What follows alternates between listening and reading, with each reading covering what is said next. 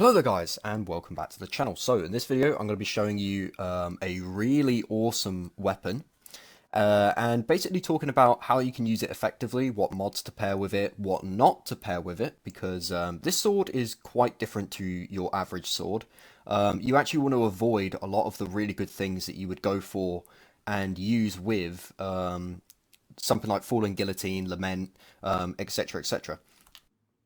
So jumping right into it, the main focus of this sword, and basically the reason why I'm making this video is because of Chain Reaction.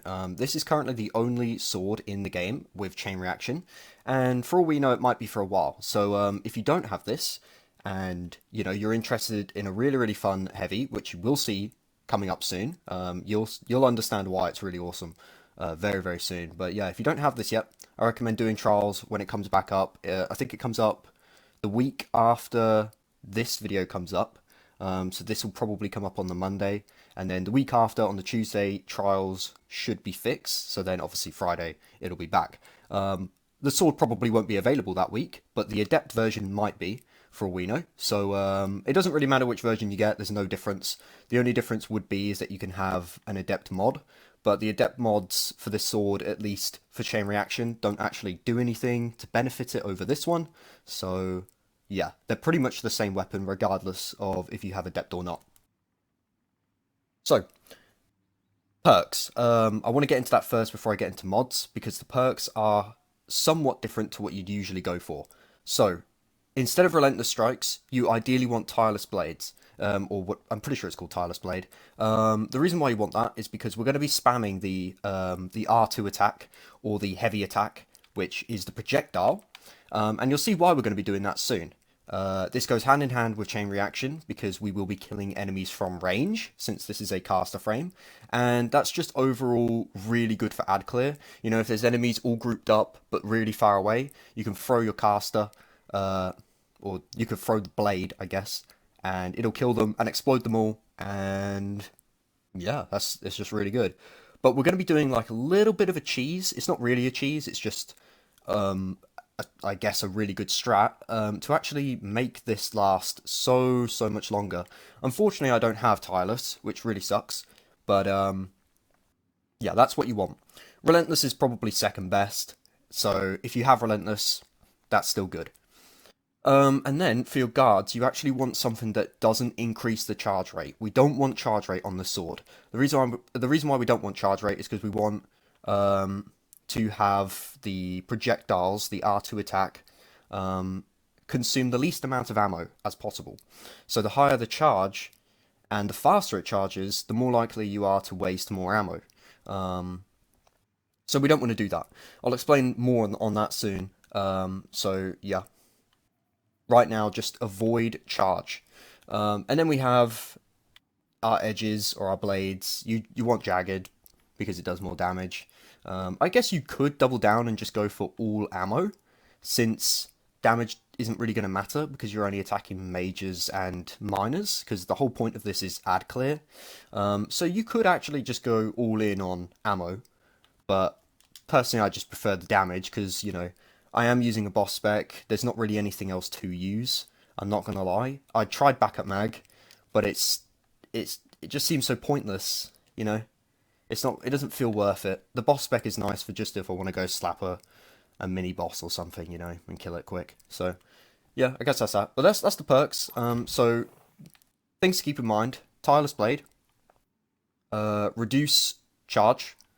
And maybe go for ammo or damage depending on your preference. So that's the actual weapon itself. Now, there's something I want to show off before we get into the mods that you want to pair with this. I did mention that we want to lower the charge rate as much as possible so that we can do something like this. You see it takes 8 ammo to use the first spin, but only 1 ammo to do every single one after, as long as my charge rate is really low. So you can cheese this in a way by just blocking, because it doesn't take ammo. Right? It'll go down really fast if you have low endurance. I believe that's what it's called. Yep, endurance. The lower the endurance, the faster your guard will drop. That will bring us down to no charge, and then we can just throw 1. And you can throw them from super far away, only takes 1 ammo, and you could just add clear from across the map, but only 1 ammo. And if you have tireless, you'll be given ammo back for killing enemies for doing that. So that's the little cheese with this weapon. That's kind of the strat you want to be using. It makes it super, super good, super strong for add clear.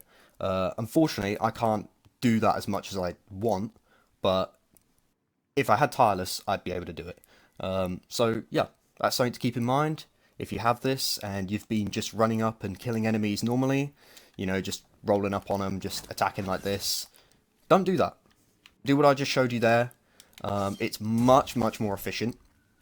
You can still run up and slap enemies, you know, if you want, especially if you have Relentless. It's just way more efficient to do this and then start throwing single blades from across the map, right?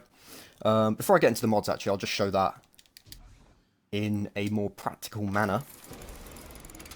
So, of course, we're going to get right into this here. Enemies from afar. We don't want to get close. They're gonna destroy us, right? So we just attack them from afar. They're going to blow up everything around them. It's just... Oh, okay, we got Warmind Cells there as well. If they blow up close enough to the Warmind Cell, they'll destroy that.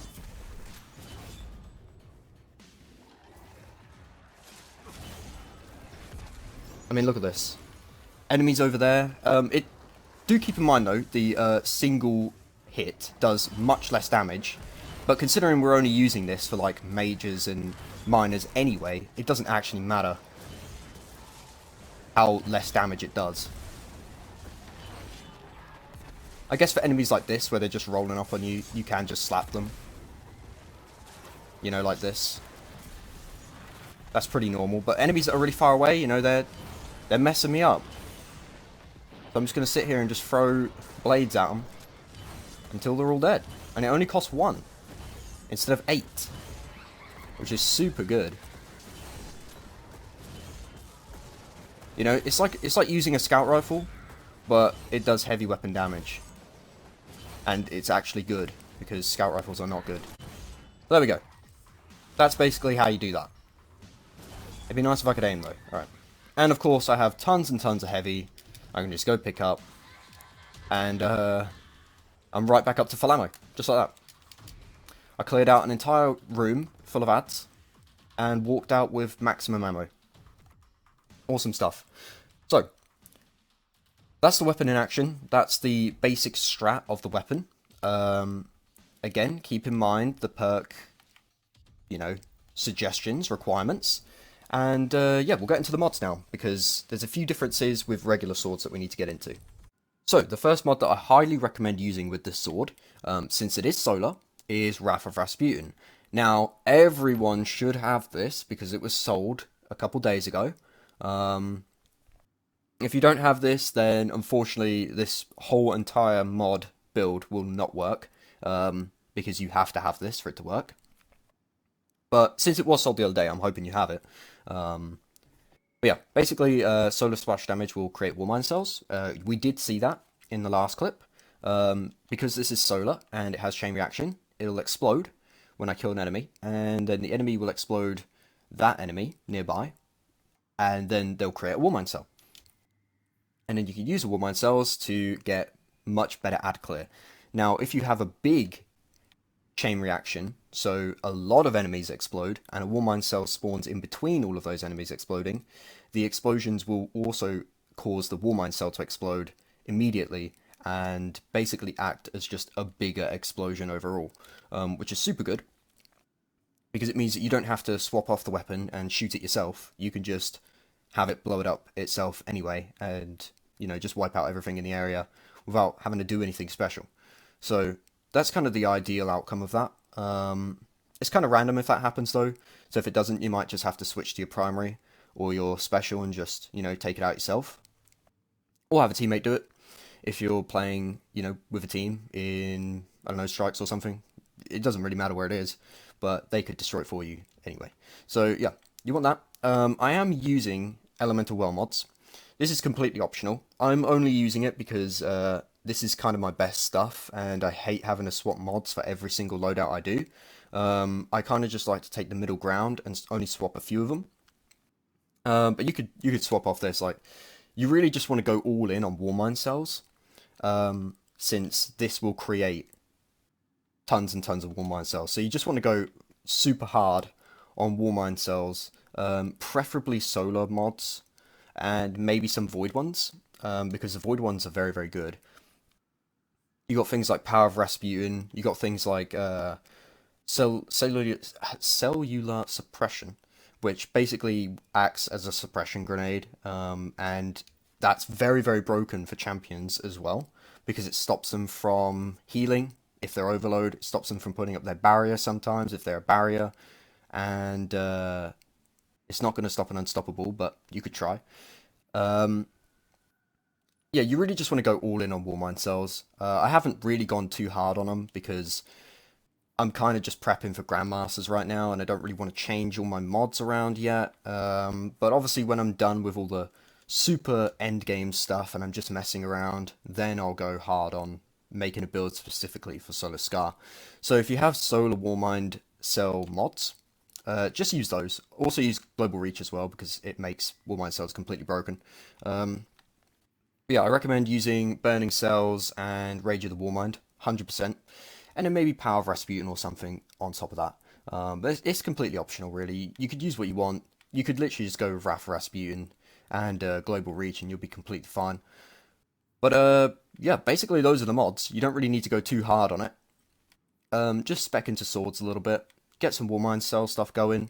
I have Passive Guard. It's really not necessary. This is only good if you're going to just run in on enemies and slap them.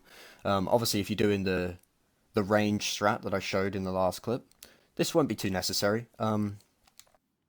So yeah, that's completely optional. But I guess real quick, I'll just show Warmind Cells in action, since I didn't really show them last time. I just kind of avoided them. But yeah, let's see here. So we kill a couple of enemies. They're going to blow up all their friends, as they do. And sometimes they'll spawn one of these. And then, of course, we can just destroy that. And it kills... Okay, it didn't kill this guy for some reason, but it did kill everyone else, which is good. Let's try that again. Hopefully they blow up all together. Oh, yep, there we go. Destroy that, everything dies. I guess in this case I have elemental well mods as well, so I do a bit of bonus damage there. Which is nice. Should create a Warmind Cell here in a second. Yep, there we go. There's another one, just get out my special.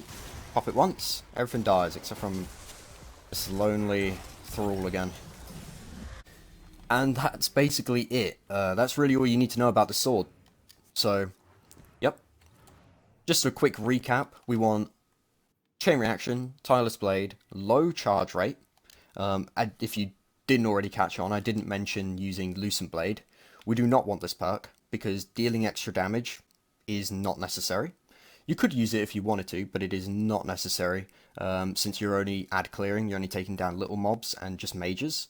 So, you know, the bonus damage is just not needed. And we don't want charge rate, so you don't want to use the upgraded version of that. So yeah, again, no charge rate.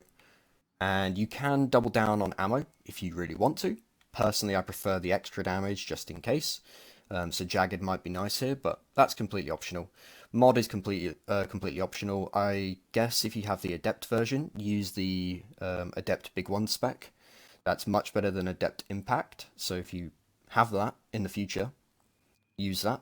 Yeah, that's basically it for this video. I just wanted to show off the sword and basically tell you how to use it efficiently, and what to use it with and what not to use it with. So yeah, hopefully you enjoyed this. Let me know what you think of the sword, and let me know if you have one of your own, and if you have Tireless Blade as well, because I'd like to know how it performs for you. Even without Tireless Blade, it's very, very good. So I assume with Tireless Blade, it's also very good. Yeah, let me know what you think. Thanks for watching, and adios.